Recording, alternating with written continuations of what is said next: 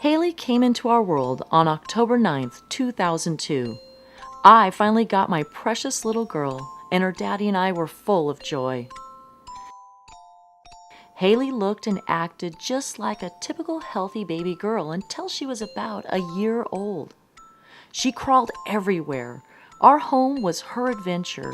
But one day, Hailey stopped her typical crawling and began dragging her tiny body, pulling herself along with her hands.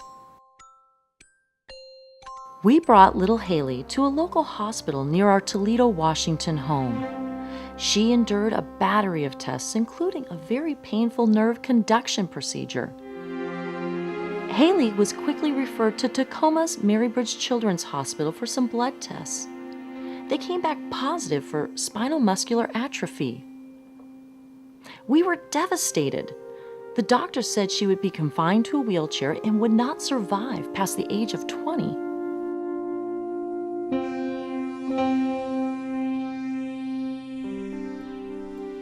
Hailey lives life to its fullest. She doesn't miss a beat of the fun of being a kid. She has become my little helper in the garden and Daddy's precious angel at heart. Oblivious to the fact that the neurons in her brain are dying and not coming back, she continues to grow and adapt. Hailey is a typical kid. She just can't walk yet. We smother her with love and affection. She's a very strong-willed and independent child.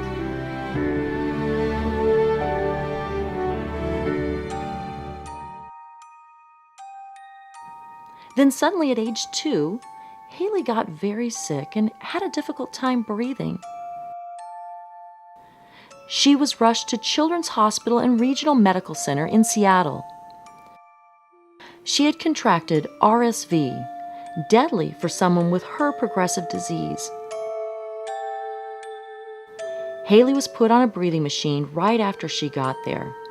We were overcome with grief once again.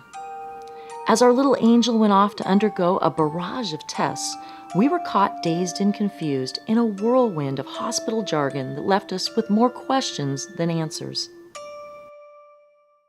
This is where the book, One Step at a Time, came into our lives. It was a beacon of hope for our sanity and an instant guide to help us navigate through our hospital journey.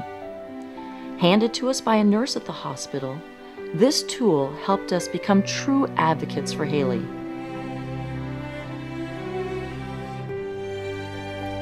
As our daughter's condition stabilized, so did our understanding of her treatment.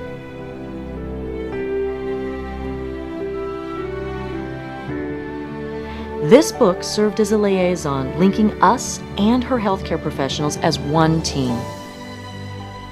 Packed with testimonial, medical, reflective, and picture pages, One Step at a Time helped us tremendously. Now we realize we truly have a say in our child's care. Hailey's feeling better now, and if we're sad, she'll make silly faces and dance around until we smile. She definitely is the most compassionate child I've ever seen. Now out of the hospital, every day we remain passionate with our faith and hope that someday our little angel will overcome her terrible disease and be able to walk. One thing we know for certain is that One Step at a Time has been a huge blessing in our lives. It is our sincere hope that this book gets into the hands of the families that need it as fast as possible.